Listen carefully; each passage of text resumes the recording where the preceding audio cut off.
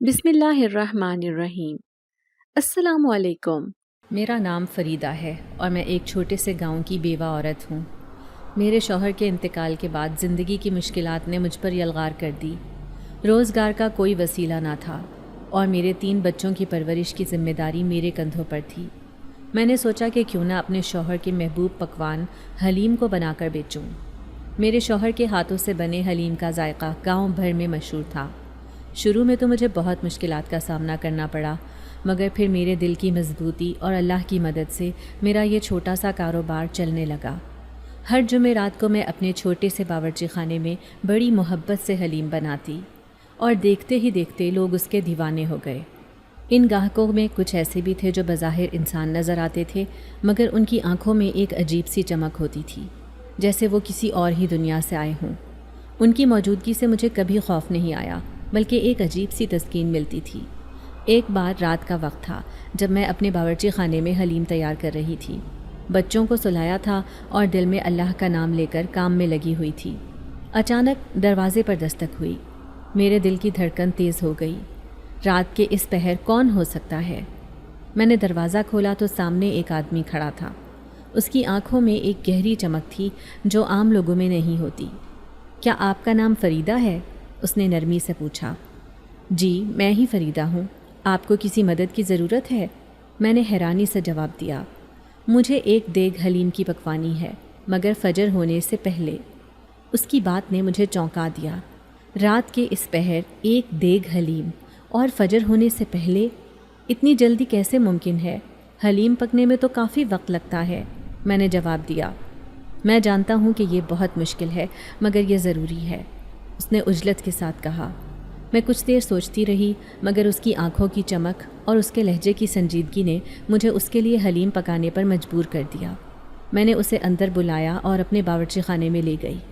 آپ کو پتہ ہے کہ حلیم پکنے میں کئی گھنٹے لگتے ہیں، میں نے اسے بتایا۔ ہاں، مگر آپ بس کوشش کریں، باقی سب میرے ذمے، اس نے بڑے اعتماد سے کہا۔ میں نے کام شروع کر دیا اور حیرانی کی بات یہ تھی کہ جیسے ہی میں نے چولہے پر دیگ رکھی، وقت تیز رفتاری سے گزرنے لگا۔ حلیم کا ذائقہ بھی معمول سے بہترین رہا تھا، جیسے کوئی جادو ہو رہا ہو۔ اس دوران وہ آدمی چپ چاپ بیٹھا رہا۔ کبھی کبھار ایک خفیف سی مسکراہٹ اس کے چہرے پر نمودار ہوتی۔ وقت کے ساتھ میں نے محسوس کیا کہ باورچی خانے میں ایک عجیب سی خاموشی چھا گئی تھی، مگر اس خاموشی میں ایک سکون بھی تھا۔ فجر کا وقت قریب آیا تو حلیم تیار ہو چکا تھا۔ وہ آدمی کھڑا ہوا، مسکرایا اور کہا، شکریہ فریدہ، آپ نے میری بہت مدد کی، اور پھر وہ خاموشی سے چلا گیا۔ میرے دل میں 1000 سوال تھے، مگر میں جانتی تھی کہ رات کے اس وقت کچھ غیر معمولی ہوا تھا۔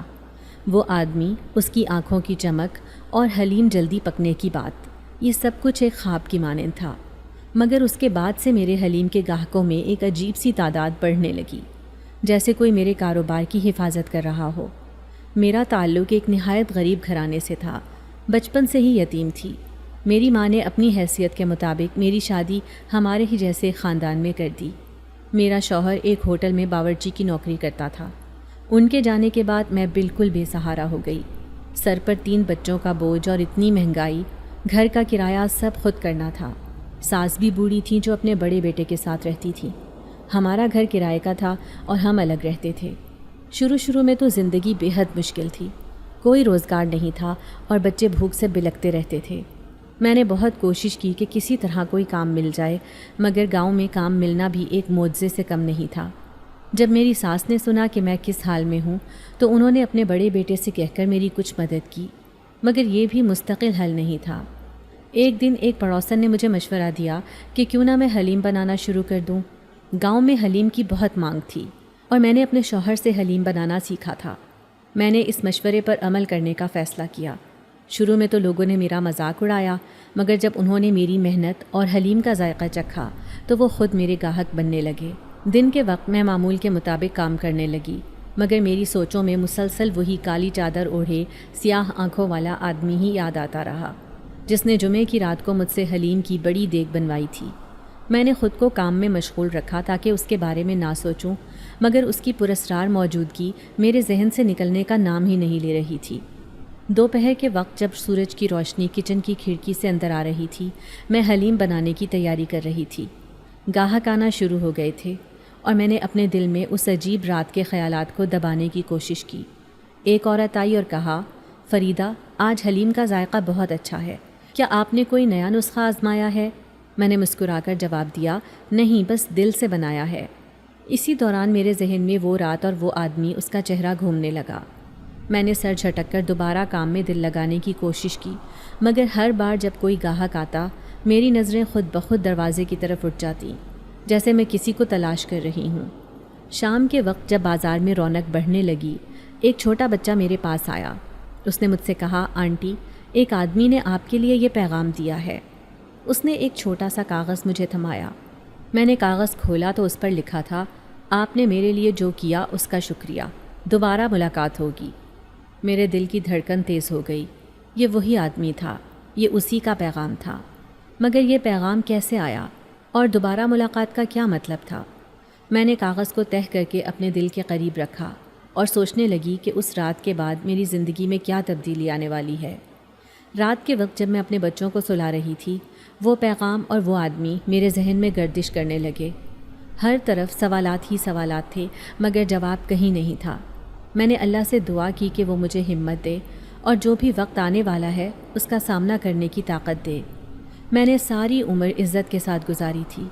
اس طرح رات کے وقت کسی آدمی کا میرے گھر پر آنا اور اس کی موجودگی مجھے پریشان کن محسوس ہو رہی تھی۔ میں ڈر رہی تھی کہ کہیں محلے والے مجھے اس محلے سے ہی نہ نکال دیں۔ لوگوں کی باتیں اور چہمے گویاں میرے کانوں میں گونجنے لگیں۔ میری محنت اور عزت پر کسی طرح کا دھبا نہ لگے، یہ سوچ کر میرے دل کی دھڑکن تیز ہو جاتی۔ ایک رات پھر سے دروازے پر دستک ہوئی۔ دل نے ایک لمحے کے لیے رک کر دوبارہ دھڑکنا شروع کیا۔ میں نے دروازہ کھولا تو وہی آدمی سامنے کھڑا تھا۔ اس کے ہاتھ میں ایک موٹی رقم تھی۔ اس نے میرے ہاتھ پر رقم تھمائی اور بولا، تمہارے ہاتھ کا ذائقہ بہت اچھا ہے، ہمارے سردار کو یہ حلیم بہت پسند آیا ہے۔ کچھ دن بعد ایک بڑی محفل رکھیں گے، تب تک تم اس کی تیاری کرو۔ یہ کچھ پیسے ہیں، ان سے سامان خرید لو۔ میں نے رقم کو حیرت سے دیکھا۔ بڑی محفل؟ میرے لبوں پر سوال آیا۔ ہاں، سردار کی محفل۔ وہ چاہتے ہیں کہ تم حلیم بناؤ، اس نے سنجیدگی سے کہا۔ لیکن یہ سب کیسے ممکن ہے اور اتنی بڑی محفل کے لیے میں کیسے تیار ہو سکوں گی؟ میں نے پریشانی سے پوچھا۔ تمہارے پاس 8 دن کا وقت ہے، بس دل لگا کر کام کرو، باقی سب ہو جائے گا، اس نے ایک مسکراہٹ کے ساتھ جواب دیا۔ اور ہاں، یہ راز تمہارے اور میرے درمیان ہی رہے گا۔ پھر وہ چپ چاپ چلا گیا اور میں دروازے پر کھڑی حیران پریشان سوچتی رہی۔ میں نے کبھی اتنی بڑی رقم ہاتھ میں نہیں دیکھی تھی۔ اس رقم کو پکڑے پکڑے میں نے اپنے باورچی خانے کا جائزہ لیا۔ مجھے بہت سا سامان خریدنا تھا اور اتنی بڑی محفل کے لیے بہت سی تیاری کرنی تھی۔ اگلے دن میں بازار گئی اور سامان خریدنے لگی۔ لوگ حیرت سے میری خریداری کو دیکھ رہے تھے، مگر میں نے ان کی نظروں کو نظر انداز کرتے ہوئے اپنا کام جاری رکھا۔ راتوں کو جاگ جاگ کر میں نے مختلف مسالے تیار کیے، حلیم کے بہترین اجزاء کو اکٹھا کیا اور ہر چھوٹی بڑی چیز کا خیال رکھا۔ ایک رات جب میں تیاریاں کر رہی تھی، میری چھوٹی بیٹی آئی اور بولی، امی یہ سب کیوں کر رہی ہیں؟ میں نے مسکرا کر کہا، بیٹا، اللہ نے ہمارے لیے کوئی بڑا رزق بھیجا ہے، ہمیں شکر کرنا چاہیے اور محنت کرنی چاہیے۔ اس دوران وہ آدمی 1-2 بار اور آیا، میری تیاریوں کا جائزہ لیا اور مجھے حوصلہ دیا۔ اس کی موجودگی سے مجھے تسکین ملی، مگر اس کے ساتھ ایک عجیب سی بے چینی بھی تھی۔ محفل کی رات قریب آتی جا رہی تھی اور میرے دل کی دھڑکن تیز ہوتی جا رہی تھی۔ میرے ذہن میں 1000 سوالات تھے، مگر ان سوالات کے جواب شاید محفل کی رات ہی ملنے والے تھے۔ محفل میں ابھی کچھ دن باقی تھے اور میں روزانہ ایک دیگ حلیم کی بنا کر اپنے کام کو جاری رکھنا چاہتی تھی تاکہ میرے گاہک واپس نہ لوٹ جائیں۔ میں نہیں جانتی تھی کہ وہ پراسرار آدمی کون ہے اور کہیں اس کی وجہ سے میرا کاروبار ہی نہ بند ہو جائے، اسی لیے مجھے اپنے کاروبار کو جاری رکھنا تھا۔ ساتھ ہی ساتھ میں اس محفل کی تیاری بھی کر رہی تھی۔ دن بھر میں کام میں مشغول رہتی اور رات کو جب بچے سو جاتے تو میں محفل کے لیے مسالے اور اجزاء تیار کرتی۔ ایک دن میری پڑوسن سلمہ میرے گھر آئی۔ اس کے چہرے پر پریشانی کے آثار تھے۔ اس نے آتے ہی پوچھا، فریدہ، کیا بات ہے؟ رات کو تیرے گھر سے آوازیں آتی ہیں، کیا تو ساری رات نہیں سوتی؟ سلمہ کی بات نے مجھے بہت خوفزدہ کر دیا۔ میں نے اسے پرسکون کرنے کی کوشش کرتے ہوئے کہا، نہیں سلمہ، بس کچھ کام زیادہ ہو گیا ہے، حلیم کی تیاری میں وقت لگتا ہے، اسی لیے رات کو بھی کام کرنا پڑتا ہے۔ مگر سلمیٰ مطمئن نہیں ہوئی۔ فریدہ، میں نے کئی راتوں سے دیکھا ہے کہ تیرے گھر کے باہر ایک آدمی کھڑا ہوتا ہے، وہ کون ہے؟ میرے دل کی دھڑکن تیز ہو گئی۔ اگر محلے والوں کو اس پراسرار آدمی کا پتہ چل گیا تو وہ میرا جینا دو بھر کر دیں گے۔ میں نے جلدی سے بات بدلی۔ وہ تو بس حلیم کے لیے سپلائی لانے والا ہے، کوئی خاص بات نہیں۔ سلمیٰ نے شک کی نظروں سے مجھے دیکھا مگر پھر سر ہلا کر چلی گئی۔ اس کے جانے کے بعد میں بہت پریشان ہو گئی۔ اس آدمی کی وجہ سے میری عزت پر سوال اٹھ سکتا تھا اور محلے والوں کا رویہ میرے لیے مسائل کھڑے کر سکتا تھا۔ اگلی رات میں نے اپنی تمام تیاریوں کو تیزی سے مکمل کیا اور جیسے ہی وہ آدمی آیا میں نے دروازہ کھولتے ہی اسے کہا، آپ کو یہاں نہیں آنا چاہیے، لوگ سوال کر رہے ہیں۔ وہ آدمی مسکرایا اور بولا، فریدہ تمہیں فکر کرنے کی ضرورت نہیں، یہ محفل تمہارے لیے بہت کچھ بدل دے گی۔ میں نے کہا، مگر محلے والے اگر کچھ جان گئے تو؟ یہ میرا مسئلہ ہے، تمہارا نہیں، بس تیاری پر دھیان دو۔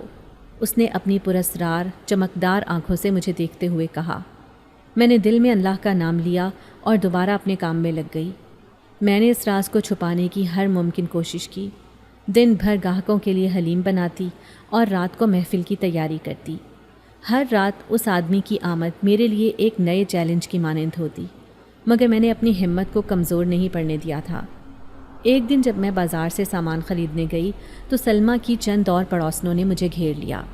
فریدہ، سچ سچ بتا، رات کو تیرے گھر پر کیا ہوتا ہے؟ ایک نے پوچھا۔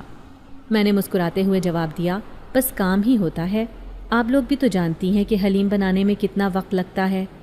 ایک اور عورت نے کہا، مگر وہ آدمی؟ وہ بس سامان لانے والا ہے اور کچھ خاص نہیں، میں نے بے پرواہی سے کہا۔ دل میں خوف تھا کہ کہیں یہ راز کھل نہ جائے، مگر میں نے اپنی آنکھوں میں اعتماد رکھتے ہوئے بات کی۔ محفل کی رات قریب آ رہی تھی اور میرا دل ہر گزرتے دن کے ساتھ بے چین ہوتا جا رہا تھا۔ کیا اس رات سب کچھ ٹھیک ہو جائے گا یا پھر میری زندگی ہمیشہ کے لیے بدل جائے گی؟ یہ سوالات میرے ذہن میں گونج رہے تھے، مگر میں نے اپنے کام کو جاری رکھا اور اللہ پر بھروسہ رکھا کہ وہ مجھے ہر مشکل سے نکالے گا۔ اس آدمی نے مجھے یقین دہانی کروائی تھی کہ تیرے بچوں کا مستقبل بدل جائے گا اگر تو نے ہمارے سردار کو اس محفل میں اپنے ہاتھوں کے ذائقے سے راضی کر لیا۔ میں بہت خوفزدہ تھی، میں ایک بیوہ تھی اور مجھ پر ہزاروں انگلیاں اٹھنے والی تھیں۔ میں کسی کا بھی منہ بند نہیں کر سکتی تھی۔ میرے دل میں یہ خدشات بار بار آتے تھے کہ کہیں میری عزت پر حرف نہ آ جائے، مگر اپنے بچوں کے مستقبل کے بارے میں بھی سوچ کر میں اپنے دل کو مطمئن کر لیتی کہ اگر یہ پراسرار آدمی سچ کہہ رہا ہے اور اس نے میری زندگی بدل دی تو میں ایک مضبوط مستقبل اپنے بچوں کو دے سکوں گی۔ میں نے اس کی دی ہوئی رقم سے سارا سامان خرید لیا تھا، مگر حیران کن بات تھی کہ ابھی تک میرے پاس بہت سارے پیسے موجود تھے۔ ایک رات جب وہ آدمی دوبارہ آیا، میں نے سوچا کہ یہ پیسے اسے واپس کر دوں۔ میں نے اسے پیسے دیتے ہوئے کہا، یہ آپ کے پیسے بچ گئے ہیں۔ وہ ہنسنے لگا اور بولا، یہ تو ابھی بہت کم ہے، جب سردار خوش ہو جائے گا تو تمہیں مالا مال کر دے گا۔ میں نے اسے دیکھتے ہوئے کہا، مگر یہ پیسے بھی بہت زیادہ ہیں۔ وہ مسکرایا اور کہنے لگا، تمہاری محنت کا صلہ اس سے بھی بڑا ہو سکتا ہے۔ اس کے الفاظ نے میرے دل میں ایک نئی امید جگا دی، مگر ساتھ ہی ساتھ ایک عجیب سی بے چینی بھی تھی۔ میں نے خود کو دل مضبوط کرتے ہوئے کہا، فریدہ، یہ موقع اللہ نے بھیجا ہے، اس کا فائدہ اٹھا۔ اگلے دن میں نے مزید تیاری شروع کر دی۔ محفل کی تاریخ قریب آ رہی تھی اور مجھے اپنے کام کو بہتر سے بہتر بنانا تھا۔ میں نے اپنی بیٹی سے کہا، بیٹا، ہم کچھ دن بعد ایک بڑی محفل کے لیے حلیم بنائیں گے۔ اللہ نے ہمیں ایک موقع دیا ہے، ہمیں اس کا بھرپور فائدہ اٹھانا چاہیے۔ میری بیٹی نے مسکرا کر کہا، امی، آپ ہمیشہ سے سب سے بہترین حلیم بناتی ہیں، یہ محفل بھی کامیاب ہوگی۔ اس کی بات نے میرے دل کو سکون دیا۔ میں نے اپنی پوری محنت اور محبت حلیم کی تیاری میں لگائی اور ہر دن اپنے کام کو بہتر کرنے کی کوشش کی۔ ہر رات جب وہ آدمی آتا، وہ میری تیاریوں کا جائزہ لیتا اور مجھے حوصلہ دیتا۔ ایک دن محلے کی کچھ عورتیں میرے گھر آئیں۔ ان کے چہرے پر شک کے آثار تھے۔ انہوں نے پوچھا، فریدہ، سنا ہے تم راتوں کو جاگ کر کام کرتی ہو؟ میں نے مسکراتے ہوئے کہا، ہاں، ایک بڑی محفل کے لیے تیاری کر رہی ہوں۔ اللہ نے ایک بڑا موقع دیا ہے، اس لیے محنت کر رہی ہوں۔ ایک اور عورت نے کہا، اور وہ آدمی؟ وہ بس سامان لانے کے لیے رکھا ہوا ہے۔ اتنا سامان بھلا میں اکیلی عورت تو نہیں اٹھا سکتی نا، اور کچھ خاص نہیں، میں نے بے پرواہی سے جواب دیا۔ دل میں خوف تھا کہ کہیں یہ راز کھل نہ جائے، مگر میں نے اپنی آنکھوں میں اعتماد رکھتے ہوئے بات کی۔ محفل کی رات قریب آ رہی تھی اور میرے دل کی دھڑکن ہر گزرتے دن کے ساتھ تیز ہوتی جا رہی تھی۔ رات کو جب بچے سو جاتے میں اپنے باورچی خانے میں لگ جاتی۔ میں نے ہر چیز کو باریک بینی سے تیار کیا اور اللہ سے دعا کرتی رہی کہ یہ محفل کامیاب ہو جائے۔ ایک رات جب وہ آدمی آیا، میں نے اس سے پوچھا، یہ محفل کب ہے؟ جلد ہی، تیار رہو اور اپنی محنت پر بھروسہ رکھو، اس نے کہا۔ میں نے سر ہلا دیا اور دل میں اللہ کا نام لے کر اپنے کام کو جاری رکھا۔ ہر رات کی محنت، ہر دن کی تیاری، سب کچھ اس محفل کے لیے تھا۔ مجھے امید تھی کہ یہ محفل میری زندگی بدل دے گی، مگر ساتھ ہی ساتھ ایک خوف بھی تھا کہ اگر کچھ غلط ہو گیا تو۔ میرے دل میں سوالات کی بھرمار تھی، مگر میں نے اپنے کام کو جاری رکھا اور اللہ پر بھروسہ کیا کہ وہ مجھے ہر مشکل سے نکالے گا۔ ایک بڑے پیمانے پر میں نے محفل کی تیاری کر لی تھی اور اپنی طرف سے میں کافی مطمئن ہو گئی تھی، کیونکہ میں نے گھر پر ہر چیز تیار کر کے رکھ لی تھی۔ اب جیسے ہی مجھے وہ آدمی حکم لگاتا، میں حلیم پکا کر تیار کر کے اسے دے دیتی، اور پھر میں اس کی منتظر تھی کہ وہ کب آتا اور مجھے حلیم کی تیاری کا حکم دیتا۔ 2 دن کے بعد آج جب وہ آیا تو اس کی آنکھوں میں خوشی اور چمک جگمگا رہی تھی۔ میں نے بے اختیار اسے دیکھتے ہوئے کہا، آج تم بہت خوش لگ رہے ہو، لگتا ہے محفل کی تاریخ آ گئی ہے۔ میری بات سن کر وہ مسکرا دیا اور کہنے لگا، بالکل، تم نے صحیح پہچانا، جمعے کی رات کو محفل ہے اور تمہیں مغرب سے پہلے تک حلیم تیار کر لینا ہے۔ مغرب کے وقت آ کر میں حلیم لے جاؤں گا۔ اس آدمی نے مجھے تاکید کی اور میں نے فوراً سر ہلا دیا۔ میرا دل بہت تیزی سے دھڑکنے لگا تھا۔ ایک بڑے پیمانے پر میں ایک بہت بڑا آرڈر مکمل کرنے جا رہی تھی۔ نہ جانے انہیں میرا آرڈر پسند آتا یا نہیں آتا، انہیں میرا حلیم اچھا لگتا یا نہیں، مجھے اس بات کی بے چینی ہونے لگی تھی۔ لیکن جو بھی تھا، مجھے اس آرڈر کے لیے جان توڑ محنت کرنی تھی تاکہ آئندہ بھی ایسے آرڈر ملتے رہیں، اور اگر ایسے آرڈر ملتے رہیں گے تو میں اپنا اور اپنے بچوں کا پیٹ آسانی سے بھر سکتی تھی اور اپنا خرچ آسانی سے اٹھا سکتی تھی۔ کسی کا بھی احسان لینے کی ضرورت نہیں تھی۔ یہی وجہ تھی کہ میں نے حلیم کی تیاری شروع کر دی، کیونکہ اگلے دن جمعرات تھی اور مجھے مغرب سے پہلے حلیم تیار کر کے دینا تھا۔ میں بہت جاں فشانی سے اپنے باورچی خانے میں مصروف تھی۔ آج بچوں کو بھی پتا تھا کہ میں نے ایک بڑے پیمانے پر حلیم تیار کرنی ہے، اس لیے وہ بھی مجھے تنگ نہیں کر رہے تھے، بلکہ اپنی اپنی پڑھائی میں مصروف تھے۔ میرے بچے اس حوالے سے بہت سمجھدار تھے کہ انہیں چھوٹی سی عمر میں ہی اس بات کا اندازہ ہو گیا تھا کہ ان کے باپ کے انتقال کے بعد ان کی زندگی تھوڑی بدل گئی ہے، اور اس کے لیے اب انہیں اپنی شوخی اور شرارت کو پیچھے چھوڑ کر سمجھداری کو اپنانا ہوگا۔ یہی وجہ تھی کہ میرے تینوں بچے حالات کو دیکھ کر سمجھ جاتے تھے۔ اب بھی جب انہوں نے مجھے بے انتہا مصروف دیکھا تو اپنے اپنے بیگ کھول کر پڑھنے کے لیے بیٹھ گئے، اور انہیں اس طرح کرتا دیکھ کر میرے دل میں ایک اطمینان اتر گیا، اور میں نے بے ساختہ اللہ کا شکر ادا کیا اور کہا، یا رب العالمین، تو بڑا بے نیاز ہے، تو نے اگر مجھ سے میرا شوہر چھین لیا تو مجھے بڑی فرما بردار اولاد سے بھی نوازا، جس کے لیے میں تیرا جتنا بھی شکر ادا کروں کم ہے۔ میں نے مسلسل پڑھائی کرتے ہوئے اس حلیم کو پکانے کا عمل جاری رکھا، اور میری جان توڑ محنت کے ساتھ عصر کے وقت حلیم مکمل طور پر تیار تھا۔ اب مجھے اس کا انتظار تھا، کب وہ آتا اور آ کر حلیم لے جاتا۔ مغرب سے ذرا پہلے ہی دروازے پر زوردار دستک ہوئی، اور جب میں نے دروازہ کھول کر دیکھا تو دروازے پر وہی شخص موجود تھا۔ وہ کہنے لگا، کیا حلیم تیار ہے؟ میں نے بے ساختہ ہاں میں سر ہلایا، لیکن اندر ہی اندر میں بے تحاشا خوفزدہ تھی۔ مجھے اس بات کا ڈر تھا کہ کہیں حلیم میں کوئی کمی بیشی نہ رہ جائے، کہیں اگر انہیں حلیم پسند نہ آیا تو پھر میرا کیا ہوگا۔ یہی سوچ کر میرے دل میں ڈر چل رہا تھا، لیکن اس آدمی نے کوئی بات نہیں کی اور حلیم اٹھانے کے لیے باورچی خانے میں آ گیا۔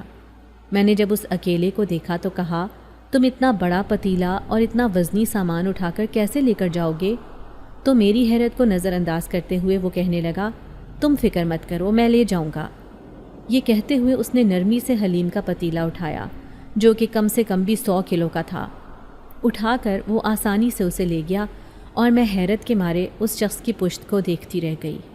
مجھے یقین نہیں آ رہا تھا کہ وہ شخص اتنی آسانی سے اس حلیم کو لے جائے گا۔ اب اس کے جانے کے بعد مجھے عجیب طرح کی بے چینی لگ چکی تھی۔ نہ جانے انہیں میرا حلیم پسند بھی آئے گا یا نہیں، نہ جانے وہ آئندہ مجھے آرڈر دیں گے یا نہیں۔ میں بہت بے چین ہو گئی تھی، بار بار اندر باہر چکر لگا رہی تھی، حالانکہ ابھی تک میں بھی بھوکی تھی اور بچے بھی بھوکے تھے، لیکن مجھے اس بات کی بے چینی تھی کہ ایک بار مجھے اس بات کا پتہ چل جائے کہ انہیں حلیم پسند بھی آیا ہے یا نہیں۔ لیکن پھر مجھے بچوں کی معصوم صورت پر ترس آ گیا اور میں نے بے ساختہ خود کو کوسا اور فوراً کھانا گرم کر کے لے آئی۔ تینوں بچوں کو باری باری کھانا کھلانے کے بعد میں نے برتن سمیٹ کر اندر رکھ دیے۔ اس وقت نہ تو کسی اور کام کی ہمت تھی اور نہ ہی میرا دل چاہ رہا تھا۔ میں بے چینی سے اندر باہر چکر کاٹ رہی تھی۔ میری بیٹی نے جب میری بے چینی کو محسوس کیا تو کہنے لگی، امی آپ آرام کر لیں، کل رات سے نہیں سوئی ہیں اور نہ ہی آپ نے آرام کیا ہے، بہت تھک چکی ہیں آپ، اپنی محنت پر بھروسہ رکھیں، یقیناً آپ کی محنت رنگ لائے گی۔ میری بیٹی نے مجھے سمجھاتے ہوئے کہا تو بے ساختہ میں نے چونک کر حیرانی سے اسے دیکھا۔ وہ اپنے باپ کے مرنے کے بعد کتنی سمجھدار ہو گئی تھی اور کتنی بڑی بڑی باتیں کرنے لگی تھی۔ بے ساختہ میں نے اسے اشارے سے اپنے قریب بلایا اور فوراً سینے سے لگا لیا۔ میری بیٹی نے سچ کہا تھا، مجھے اپنی محنت پر بھروسہ رکھنا چاہیے اور اس بات کا یقین ہونا چاہیے کہ میں نے اچھی چیز بنائی ہے۔ یہ سوچ میرے دل میں اترتی چلی گئی اور میں مطمئن ہو گئی۔ پھر اس کے ساتھ ہی بھوک کا خیال ستایا تو میں اپنے لیے بھی کھانا لے آئی اور بچوں کے ساتھ ادھر ادھر کی باتیں کرتے ہوئے کھانا کھانے لگی۔ اب میں بہت مطمئن تھی، جیسے دل کو اس بات کا اطمینان ہو گیا تھا کہ حلیم انہیں پسند آ گئی ہوگی۔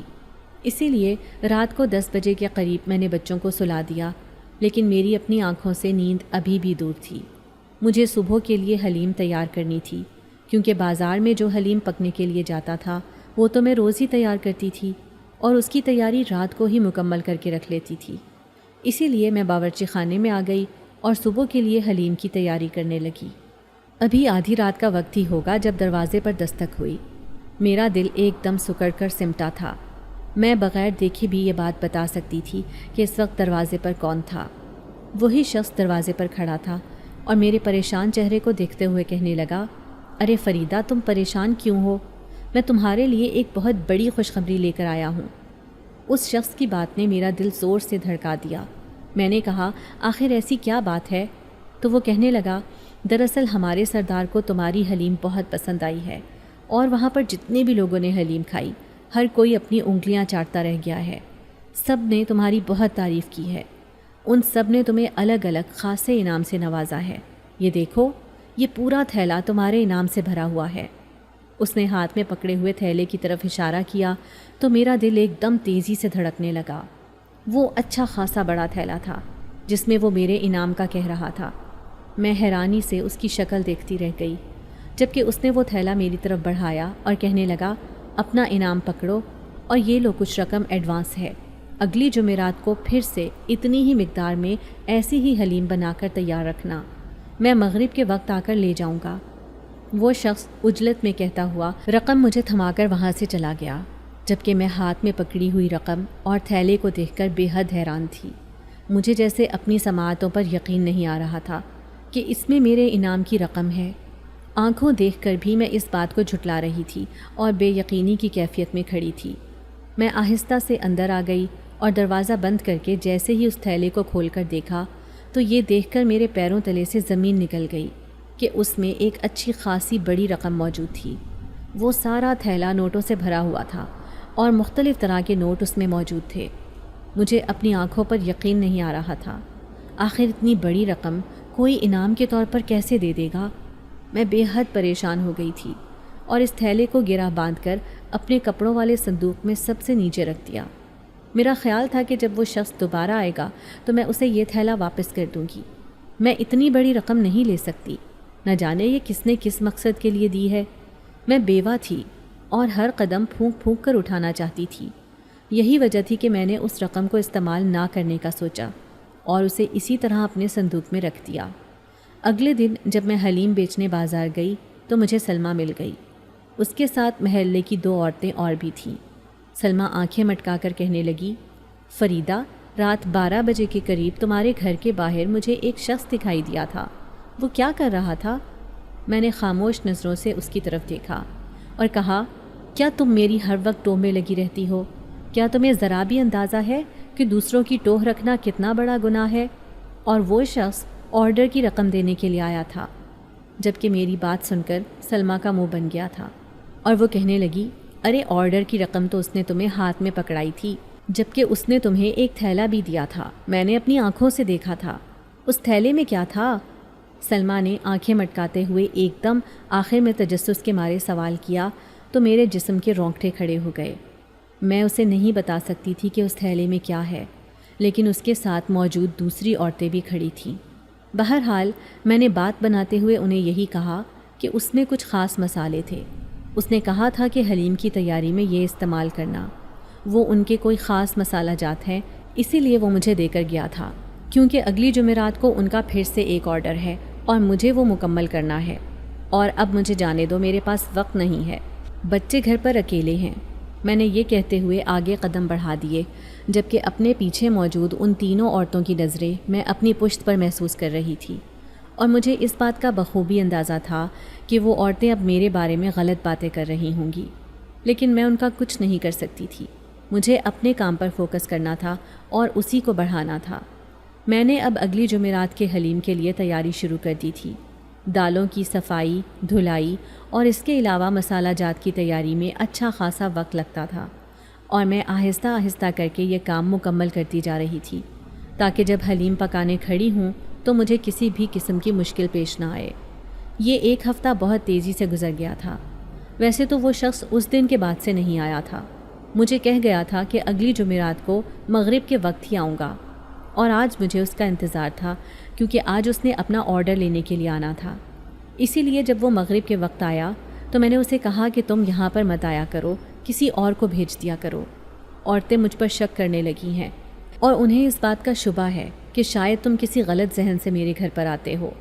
میں نے ڈرتے جھجکتے اس سے جب یہ بات کہی تو اس کا چہرہ سرخ ہو گیا اور آنکھوں میں ایک دم تیش نظر آنے لگا۔ وہ کہنے لگا، فریدہ تمہیں لوگوں کی پرواہ نہیں کرنی چاہیے، میں نے تمہیں کہا تھا نا کہ یہ میرا معاملہ ہے، میں دیکھ لوں گا۔ اور تمہاری تسلی کے لیے میں تمہیں ایک بات بتا دوں جو تم نہیں جانتی، کہ میں ایک جن زادہ ہوں اور جنات کے سردار قبیلے سے میرا تعلق ہے۔ میں نے جب بازار میں تمہیں حلیم بیچتے دیکھا تھا تو مجھے اندازہ ہو گیا تھا کہ تمہارے حالات کچھ مشکل ہیں، اسی لیے میں نے جب تمہارا پیچھا کیا اور تمہارے گھر کے حالات دیکھے تو مجھے اچھی طرح اندازہ ہو گیا کہ تم ایک مشکل دور سے گزر رہی ہو۔ میں نے تمہاری مدد کرنے کی ٹھانی ہے۔ میں نے اپنے بہت سارے جنات دوستوں کو تمہارے حلیم کے بارے میں بتایا اور انہیں یہاں پر بھیجا۔ انہیں بہت پسند آیا تھا اور وہ تمہارے مستقل گاہک بن گئے تھے۔ اب بھی ان میں سے کئی دوست تمہارے پاس حلیم کھانے کے لیے آتے ہیں۔ اس کے علاوہ جب میں نے اپنے سردار کو تمہارے حلیم کے بارے میں بتایا تو انہوں نے مجھے خاص تاکید کی تھی کہ جنات کی بڑی محفل میں فریدہ سے ہی حلیم بنوائی جائے، اسی لیے میں نے تمہیں حلیم بنانے کا آرڈر دے دیا اور انہیں وہ حلیم بہت پسند آئی تھی۔ یہی وجہ تھی کہ انہوں نے دوبارہ تمہیں اتنا ہی بڑا آرڈر دے دیا، اور وہ جو رقم انعام کے طور پر دی تھی وہ تو جنات میں عام بات ہے، اس کے لیے تم پریشان مت ہو۔ اور رہی بات تمہاری پڑوسنوں کی تو انہیں میں خود ہی دیکھ لوں گا۔ تم سے اب اگر وہ کچھ کہیں تو تم انہیں بتا دینا کہ اس سے خود بات کر لو۔ اس آدمی کی اتنی تفصیل سے میں حیران رہ گئی تھی۔ مجھے یقین نہیں آ رہا تھا کہ وہ آدمی ایک جن زادہ ہے اور میرے پاس صرف میری مدد کے خیال سے آیا تھا، لیکن جب اس نے میرے حلیم کا ذائقہ چکھا تو اسے صحیح معنوں میں وہ کوئی خاص چیز لگی، اور اس کے بعد سے تو جیسے وہ اس کا دیوانہ ہی ہو گیا۔ میں اپنے ہاتھ میں پکڑے ہوئے پیسے دیکھ کر حیران ہو رہی تھی، جبکہ وہ کب کا حلیم لے کر وہاں سے جا چکا تھا۔ مجھے یقین نہیں آ رہا تھا کہ ایک جن ذات میرا گاہک ہے اور جنات کی محفل میں میری حلیم پک کر تیار ہو گئی تھی۔ میں جتنا سوچتی اتنا ہی حیران ہوتی۔ تاہم مجھے آج وہ جو رقم دے کر گیا تھا وہ بھی اچھی خاصی تھی، اور اگر میں 2-3 مہینے کام نہ کرتی تو میرے لیے وہ رقم بھی کافی ہوتی۔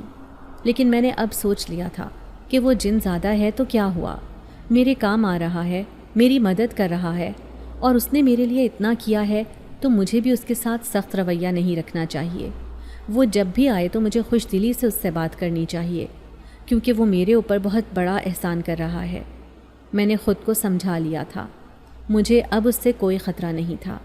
میں نے اب لوگوں کا ڈر بھی اپنے دل سے نکال دیا تھا، اور اب جنات کی محفل میں میری حلیم ہر جمعرات کو پک کر جاتی، اور جتنی بار بھی مجھے وہ رقم دے کر جاتا ہمیشہ پچھلی رقم سے زیادہ ہوتی، اور جب میں اسے یہ بات جتاتی تو وہ مسکرا دیتا اور کہنے لگتا کہ یہ رقم میں نے نہیں دی بلکہ سردار کی طرف سے آئی ہے، اور انہوں نے جتنی دی ہے اپنی خوشی سے دی ہے، اسے اپنے پاس رکھو۔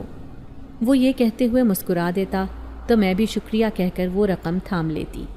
میں سمجھتی تھی کہ اس میں اللہ کی مہربانی ہے، اللہ نے میرے کام میں برکت ڈالی ہے اور مجھے گھر بیٹھے باعزت روزگار مل رہا ہے، لیکن مجھے نہیں پتا تھا کہ لوگوں کی نظریں ہر وقت میرے دروازے پر ہوں گی اور وہ میری ایک ایک حرکت پر نظر رکھیں گے۔ سلمیٰ نے اپنے دل کا غبار نکال دیا تھا، اس نے اپنی بے عزتی کا بدلہ لے لیا تھا، اس نے سارے محلے کو اکٹھا کر لیا اور میرے گھر کے باہر تماشا لگا دیا تھا۔ اس کا کہنا تھا کہ میرے گھر آدھی آدھی رات کو مرد آتے ہیں اور نہ جانے وہ اندر جا کر کیا کرتے ہیں۔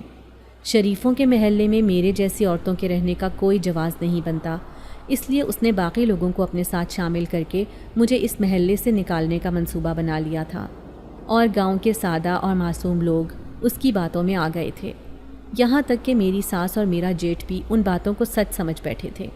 ان کا بھی یہی خیال تھا کہ اگر اتنے زیادہ محلے والے یہ بات کر رہے ہیں تو یقیناً اس میں سچائی ہوگی۔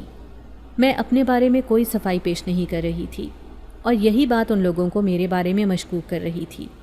مجھے تو جیسے یقین ہی نہیں آ رہا تھا کہ محلے والوں نے میرے خلاف عدالت سجا لی ہے اور سچائی کے علمدار بنے بیٹھے ہیں۔ میں حیران ہو رہی تھی، اور لوگوں کے بدلتے ہوئے رویوں کو دیکھ کر مجھے صدمہ پہنچ رہا تھا، کیونکہ یہ وہی لوگ تھے جو میری پاک دامنی اور اچھے اخلاق کی مثال دیتے تھے اور ہمیشہ تعریف کرتے تھے، لیکن نہ جانے اب کیسے یہ سلمیٰ کی باتوں میں آ گئے اور انہیں اللہ کا غضب بھی بھول گیا۔ قریب تھا کہ وہ لوگ میرا سامان اٹھا کر باہر پھینک دیتے، اچانک وہ آدمی چلا آیا اور اس نے جب میرے گھر کے باہر عدالت سجی ہوئی دیکھی تو سب بات سمجھ گیا۔ غصے سے وہ ایک دم اونچی آواز میں بولا، سب چپ کر جاؤ، اب کوئی ایک لفظ بھی نہ بولے، اور اگر کسی نے ایک قدم بھی آگے بڑھ کر فریدہ کے گھر میں داخل ہونے کی کوشش کی تو مجھ سے برا کوئی نہیں ہوگا۔ اس کی بھاری اور باروب آواز سن کر جیسے سب سکتے میں آ گئے تھے۔ کسی کو اس بات کا یقین نہیں آ رہا تھا کہ وہ شخص یوں اچانک سامنے چلا آئے گا اور اس طرح دھڑلے سے سب کو مخاطب کرے گا، لیکن سلمیٰ کی زبان کو کون روک سکتا تھا؟ وہ کہنے لگی، دیکھو یہی ہے وہ شخص جو آدھی آدھی رات کو اس کے گھر آ کر گھنٹوں بیٹھا رہتا ہے، نہ جانے اندر دونوں کیا کرتے رہتے ہیں۔ اب دیکھو کیسے ڈھٹائی کے ساتھ سامنے آ کر اپنے گناہوں کا اعتراف کرنے میں لگا ہے۔ آپ سب لوگ چپ کیوں ہیں؟ ہم سب کے گھروں میں بہنیں بیٹیاں ہیں، آخر ان باتوں کا ان پہ کیا اثر پڑے گا؟ نکالیں اسے باہر اور اس کے سامان کو سڑک پر پھینک دیں۔ سلمیٰ نے چمک کر کہتے ہوئے ان لوگوں کو للکارا۔ کچھ نوجوان تو آگے بڑھے، لیکن ایک دم اس آدمی نے اپنا ہاتھ کھڑا کر کے انہیں روک دیا۔ اس کے انداز میں نہ جانے ایسا کیا تھا کہ وہ لوگ چند قدم آگے بڑھنے کے بعد رک گئے، اور پھر اس آدمی نے کہنا شروع کیا، آپ ایک کم عقل اور بے وقوف عورت کی باتوں میں آ کر اس طرح کی غلطی مت کریں۔ آپ لوگ نہیں جانتے کہ فریدہ کس طرح اپنے گھر کے اخراجات پورے کرنے کے لیے محنت کر رہی ہے، آپ لوگ اس کی اسی محنت پر سوال اٹھا رہے ہیں۔ اس آدمی نے غضبناک انداز میں کہا تو مجمع میں سے ایک شخص فوراً آگے بڑھا اور کہنے لگا کہ تم ہی کہو، آخر رات کو کون سے کام ہوتے ہیں، اور تم ہمیشہ اس کے گھر آدھی رات کو ہی آتے ہو، آخر ایسے کون سے کام ہیں جنہیں پورا کرنے کے لیے تمہیں آدھی رات کو آنا پڑتا ہے؟ اس شخص کے ذومانی انداز پر وہاں موجود سب لوگ ہنس پڑے، جبکہ وہ آدمی کہنے لگا کہ تم لوگ بہت زیادتی کر رہے ہو، ایک پاک دامن اور پاکیزہ عورت پہ الزام لگا رہے ہو۔ میں کبھی اپنی حقیقت نہیں بتاتا، لیکن اب تم جیسے کم عقلوں اور بے وقوفوں کے لیے مجھے بتانا پڑ رہا ہے کہ میں ایک جنزاد ہوں، میرا تعلق جنات کے سردار قبیلے سے ہے، اور میں اس لیے اس عورت کے گھر آدھی رات کو آتا ہوں کیونکہ جنات کا وقت ہی مغرب کے بعد شروع ہوتا ہے، اور ہم لوگ فریدہ کی پکائی گئی حلیم کو بہت پسند کرتے ہیں، اسی لیے ہم فریدہ سے ہی حلیم بنواتے ہیں۔ اس آدمی کی وضاحت پر وہاں موجود مجمع پر جیسے سناٹا پھیل گیا، ہر چہرے پر خوف تھا اور ان سب کے رنگ زرد پڑے ہوئے تھے۔ میں نے ایک نظر اٹھا کر مجمع پر ڈالی تو ان کی سٹپٹاہٹ کا اندازہ ہو رہا تھا۔ وہ اب گھبرائے ہوئے انداز میں اس آدمی کی طرف دیکھ رہے تھے، جبکہ مجھے تو سلمیٰ کا چہرہ دیکھ کر ہنسی آ رہی تھی، جو اس وقت منہ کھولے اس آدمی کو دیکھ رہی تھی، جیسے اسے یقین نہیں آ رہا ہو کہ وہ ایک واقعی جنزادہ ہے۔ مجمع اب بالکل خاموش تھا اور اس وقت ان کے چہرے خوف سے زرد پڑے ہوئے تھے۔ اس آدمی نے ایک نگاہ ان کے چہرے پر دوڑاتے ہوئے دوبارہ سے کہنا شروع کیا کہ میں اب بھی فریدہ کے پاس حلیم بنوانے آؤں گا اور آدھی رات کو ہی آؤں گا، لیکن تم لوگ اب کوئی اعتراض نہ کرنا اور نہ ہی فریدہ کی پاک دامنی پہ کوئی سوال اٹھانا۔ وہ اگر بیوگی کے بعد اپنے اخراجات اٹھا رہی ہے اور کام کر کے روزی کما رہی ہے تو تم لوگوں کو اس پہ کوئی اعتراض نہیں ہونا چاہیے، اور اگر تم لوگوں کو کوئی اعتراض ہے تو ایسا کرو فریدہ کا خرچ تم سب مل کر اٹھا لو اور اسے یہ کام نہ کرنے دو۔ اس آدمی نے یہ کہتے ہوئے ان سب کی طرف دیکھا جبکہ وہ سب شرمندہ نظر آ رہے تھے۔ ان کے چہروں پر ملامت تھی۔ یہی وجہ تھی کہ کچھ دیر ہی گزری کہ وہ سب مجھ سے معافی مانگنے لگے۔ میں نے ان سب کو کھلے دل سے معاف کر دیا تھا اور ان سے کہا تھا کہ بس میری ایک ہی گزارش ہے، آپ لوگ عورتوں کو غلط سمجھنا چھوڑ دیں۔ اگر کوئی عورت کسی مجبوری کے تحت گھر سے نکل کر کام کرتی ہے یا گھر کے اندر رہ کر کام کرتی ہے تو اسے غلط مت سمجھے۔ ضروری نہیں کہ وہ کسی مرد سے چکر چلا رہی ہو، یہ بھی تو ہو سکتا ہے کہ اس کی کوئی بڑی مجبوری ہو۔ اس لیے آپ لوگ بھی اب کھلے دل سے ان باتوں کو سوچیں اور دوسروں کے کانوں سے سننے کی بجائے اپنے دل سے فیصلہ کریں۔ میں نے یہ کہتے ہوئے سلمیٰ کی طرف دیکھا جو اس وقت بہت شرمندہ نظر آ رہی تھی اور اس کے چہرے پر ندامت پھیلی ہوئی تھی۔ نہ جانے اسے ایک دم کیا ہوا، وہ تیزی سے آگے بڑھی اور روتے ہوئے مجھ سے معافی مانگنے لگی اور کہنے لگی، فریدہ بہن مجھے معاف کر دو، میں نے تمہارے ساتھ بہت برا کیا، تم پہ بہتان لگایا، اللہ اس کے لیے مجھے معاف کرے۔ فریدہ یہ کہتے ہوئے روتی جا رہی تھی۔ میں نے اپنے دل کو وسیع کیا اور اسے معاف کر دیا کیونکہ میں جانتی تھی کہ معاف کر دینا افضل ہے۔ باری باری سب مجھ سے معافی مانگ کر وہاں سے جانے لگے۔ سب کے جانے کے بعد میں اس آدمی کی طرف متوجہ ہوئی اور اسے کہا کہ تمہارا بہت بہت شکریہ، تم نے میرے ساتھ بہت نیکی کی ہے، مجھ پہ بہت احسانات کیے ہیں، میں چاہوں بھی تو ساری زندگی بھی نہیں چکا سکتی۔ میں نے اس آدمی سے بہت ممنون انداز میں کہا تو وہ مسکرا دیا اور کہنے لگا، ارے یہ کوئی احسان نہیں ہے، تم محنت کر رہی ہو اور میں تمہیں اس کا مناسب معاوضہ دے رہا ہوں، تو احسان کس بات کا ہوا؟ اس جن ذات نے یہ کہا تو میں مسکرا دی اور واپس گھر کے اندر آ گئی۔ آج ایسا لگ رہا تھا جیسے منو بوجھ میرے سینے سے اتر گیا ہو۔ اس وقت اپنا آپ بہت ہلکا لگ رہا تھا۔ میں نے اب نئے سرے سے محنت کرنے کا سوچا اور اس آرڈر کی تیاری میں لگ گئی جو مجھے جنات کی محفل میں بھیجنا تھا۔ اب ہر جمعرات جنات کا آرڈر آتا اور میں ایک بڑے پیمانے پر انہیں حلیم تیار کر کے دیتی۔ وہ ہمیشہ مجھے پہلے سے زیادہ رقم دیتے اور میں ان کی مشکور ہوتی۔ وقت اسی طرح گزر رہا تھا اور میں اب اچھی خاصی رقم جمع کر چکی تھی۔ میرے بچے جوان ہو رہے تھے اور اب تو میری بیٹی بھی میرا ہاتھ بٹانے لگ گئی تھی۔ وہ بھی میری کافی مدد کرواتی تھی۔ میرے حالات پہلے سے بہت زیادہ بدل چکے تھے اور اس کے لیے میں ان جن زادوں کی جتنی بھی مشکور ہوتی کم تھا۔ اگر اس رات وہ جن زاد مجھے وہ آرڈر نہ دیتا تو شاید میں کبھی یہاں تک نہ پہنچتی۔ اگر جنات کو میری پکائی گئی حلیم پسند نہ آتی تو شاید میں کبھی اتنی کامیاب نہ ہوتی۔ یہ سب انہی کی بدولت ہے کہ انہوں نے میری اتنی مدد کی ہے کہ آج میں ایک کامیاب مقام پر پہنچ چکی ہوں۔ میرے سسرال والے جو اس وقت سلمیٰ کی باتوں میں آ کر باقی لوگوں کی طرح مجھ پر شک کرنے لگے تھے، جن کی نظروں میں میرے لیے تحقیر تھی، اب وہی سسرال والے میری بیٹی کا رشتہ مانگ رہے تھے۔ میرے جیٹھ نے اپنے بیٹے کے لیے سوال کیا ہے اور میں اس مقام پر آ کر الجھ گئی ہوں۔ سمجھ نہیں آ رہی کہ کیا کروں، کیونکہ پہلے تو وہ میرے ساتھ ٹھیک تھے، میرا احساس کرتے رہے، میری محنت کی قدر کرتے رہے، لیکن پھر سلمیٰ کی باتوں میں آ کر وہ لوگ بھی مجھے غلط سمجھتے ہوئے پیچھے ہٹ گئے تھے اور کافی سال تک مجھ سے میل ملاقات نہیں رکھی تھی۔ یہی وجہ ہے کہ اس فیصلے پہ آ کر میرا دل دو حصوں میں بٹ گیا ہے۔ ایک حصہ چاہتا ہے کہ جیسے بھی ہیں وہ اپنے ہیں اور اپنے پھر بھی اچھے ہی ہوتے ہیں، وہ مارے گے بھی تو چھاؤں میں ہی ڈالیں گے۔ دوسرا حصہ کہتا ہے کہ نہیں، ایک آزمائے ہوئے شخص کو بار بار نہیں آزمانا چاہیے، اور یہاں آ کر مجھ سے فیصلہ نہیں ہو پا رہا۔ سمجھ نہیں آ رہی کہ کیا کروں۔ بیٹی نے بھی سارے اختیارات مجھے دیے ہوئے ہیں اور میں نہیں چاہتی کہ مجھ سے کوئی غلط فیصلہ ہو جائے۔ آپ کا کیا خیال ہے کہ مجھے کیا کرنا چاہیے؟ اپنی بیٹی کو اپنوں کے گھر رخصت کرنا چاہیے یا پھر کہیں اور اس کے لیے رشتہ ڈھونڈنا چاہیے؟ آپ کا کیا خیال ہے؟ اگر آپ کو آج کی ہماری کہانی پسند آئی ہے تو اسے لائک کیجیے اور اپنے پیاروں کے ساتھ شیئر کیجیے، اور ہاں، اگر آپ نے ابھی تک ہمارا چینل سبسکرائب نہیں کیا تو ضرور کیجیے۔ ملتے ہیں کل ایک نئی اور دلچسپ کہانی کے ساتھ۔ तब तक के लिए अल्लाह हाफिज।